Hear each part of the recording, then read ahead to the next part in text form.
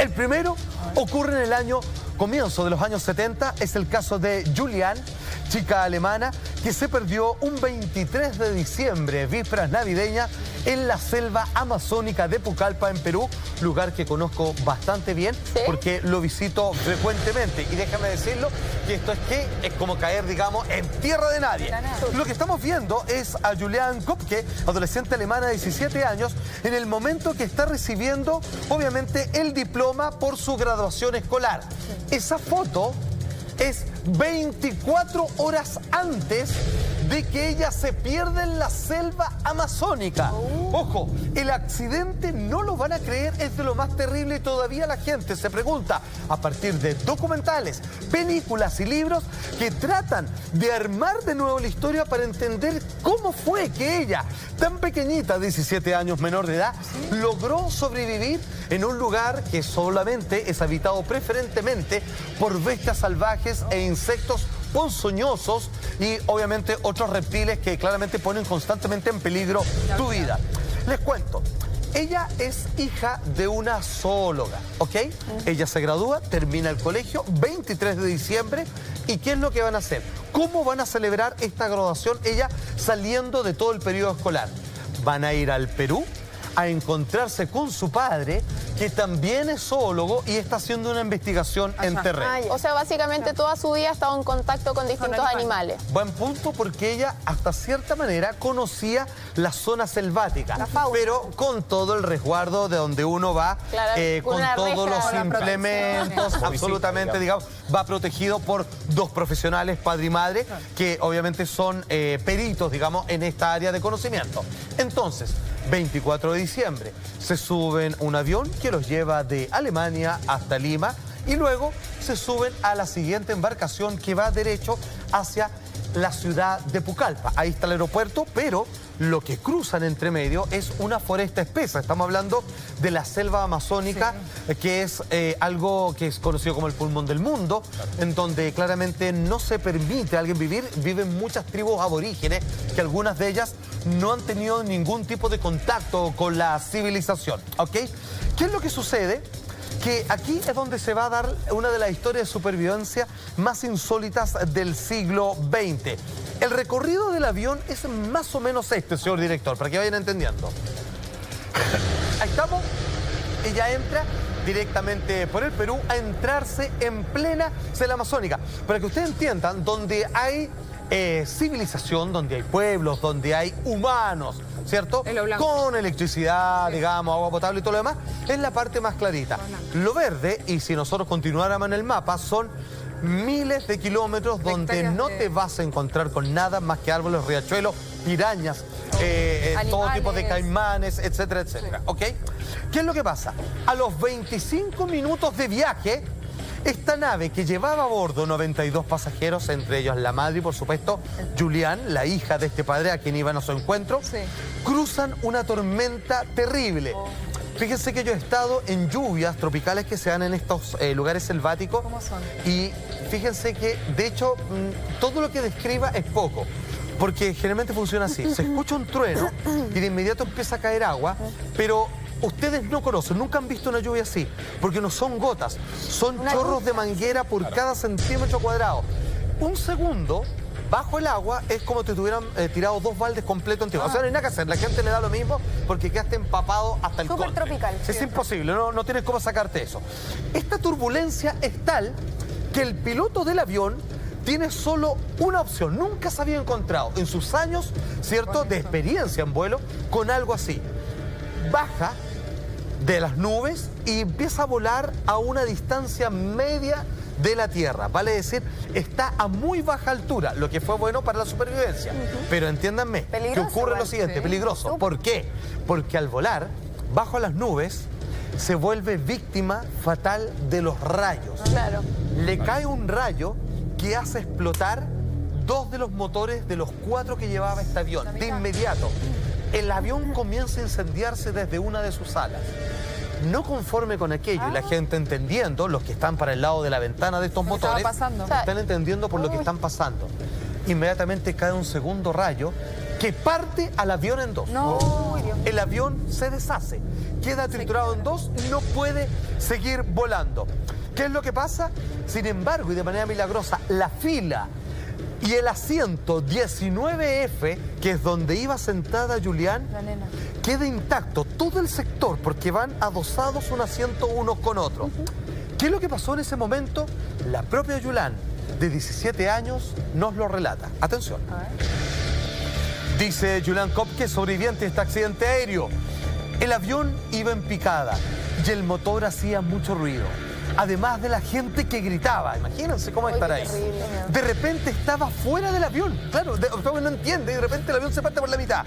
Cayendo de cabeza, con el cinturón apretándome tanto que no podía respirar.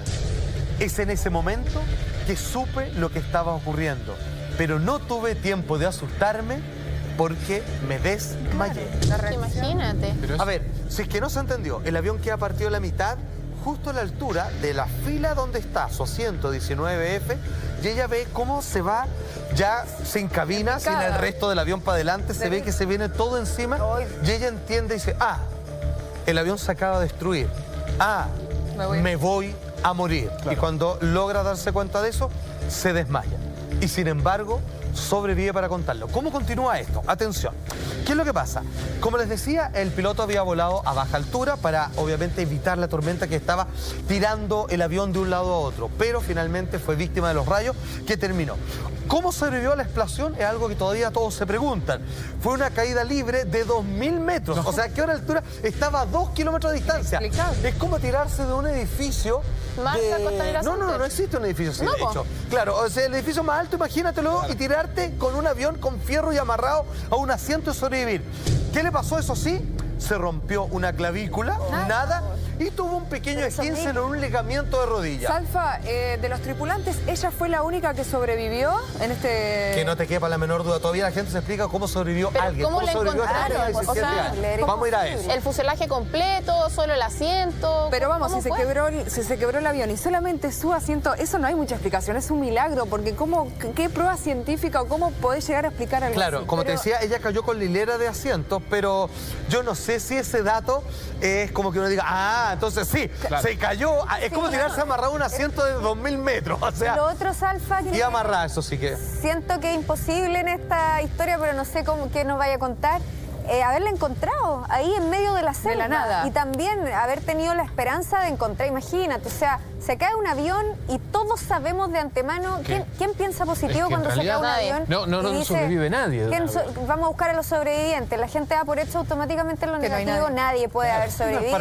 Y no es para menos. Ni siquiera buscan más. Por supuesto, aparte que no hay dónde encontrarlo, sobre todo en la selva, tendrías que buscar miles de hectáreas y donde cualquier lugar es tan óptimo como el otro. Y aparte que un avión va a cierta velocidad. Si bien cayó en picada de los 2000 metros, supongo que se desaceleró un poco, pero no se suman todas esas velocidades. Aún así, es como... Imagínate, un avión por lo bajo anda a 300 kilómetros por hora, que es más rápido que cualquier auto. Claro. Ahora, acabamos de ver todo lo que debió haber sido y que sin embargo no fue. Si uno va a un diccionario y uno dice qué cosa es definido como un suceso que pese a todo lo que debiera ser, sin embargo, sucede en una dirección contraria. Es muy fácil. La palabra es un milagro. Claro.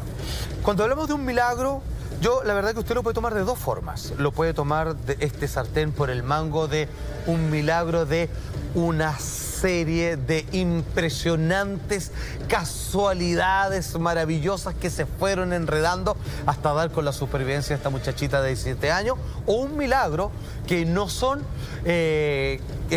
casualidades, sino causalidades, vale decir, operaciones perfectamente programadas desde quién sabe dónde, alguien manejando unos hilos que son un misterio para nosotros y que claramente hasta el día de hoy, insisto, nadie puede entender cómo, obviamente a comienzos de los años 70, algo así pudo haber ocurrido. Mira, sea cual sea la razón, de ahora en adelante yo compro el 19F sí o sí. No viajo en esta fila. Es como un destino final, pero sin final, porque es la inversa de que todos los acontecimientos te salvan. Ahora, ojo, lo impresionante no queda acá. Ella sobrevive, nosotros hablábamos, ¿cierto?, de nuestra querida amiga, nuestra compatriota que sobrevivió 5 días sin beber. Ella sobrevivió 9 días, ojo, no sin agua. Pero fue lo único que tuvo, eso sí, agua, nada más, alimento no. Pero una niña, 17 años, menor de edad, con padres, digamos, que le entregaron una muy buena educación, ambos zoólogos, ella conocía al menos como una pequeñita, eso fue hace 1 año y medio, teniendo 15 años, ella tenía un vistazo, no era su preferencia, a ella le gustaba la ciudad, digamos, ya quería pololear, no es que le llamara mayormente la atención, pero más o menos no era tan ajeno al paisaje, pero tuvo que sobrevivir 9 días sola, perdón. Les recuerdo, una clavícula rota, el dolor decía que era impresionante y por último no puede caminar. Los ligamentos rotos de una pierna, de una rodilla. Eso es cojear. Y 17 años también, que no tenés experiencia en la vida. El susto. Un montón de cosas. El susto, ¿dónde quedaste? Atención, ¿qué hizo para sobrevivir? Perdón. ¿Qué hizo? ¿Cómo la encontraron? Su avión cae en picada en plena selva amazónica y de cuyo resultado termina con una clavícula rota y con un esguince, con un corte de ligamento en su rodilla, tiene que caminar durante 10 días. Lo único que puede hacer ella es tratar de alimentarse con algunas hojas, teniendo cuidado, ya que sus padres son zoólogos, le habían ya informado que algunas plantas son venenosas, que tener cuidado con los animales, muchos ponzoñosos que hay por ahí. Y por otra parte, además de la agüita, ella tenía ya una serie de heridas en su cuerpo. Pero no es simplemente esto. Sus heridas presentaban larvas. Se habían infectado al punto de que obviamente tenía gusanos en las heridas. Podía tener hasta una septicemia. De todas maneras. No tenía nada para limpiar las heridas, nada para cubrir, llegamos a ese punto. Algo. Muy bien, Flo, porque de 9 días tras caminar con la clavícula rota y cojeando, ella encuentra una cabaña donde no hay nadie. Es una pequeña choza que seguramente cazadores y pescadores tienen ahí como alguna especie de refugio. Ella pierde el conocimiento y se desmaya. Pasa todo un día en esta cabaña y cuando despierta logra encontrar unos pequeños implementos con el que logra limpiar las heridas. Estamos hablando de una chica que un día antes se había graduado de lo que nosotros entendemos como cuarto medio, sacándose los gusanos de las heridas sin su madre. Los 92 pasajeros que iban donde el avión que ella la transportaba murieron, a no dudar de inmediato. ¿Qué es lo que pasa?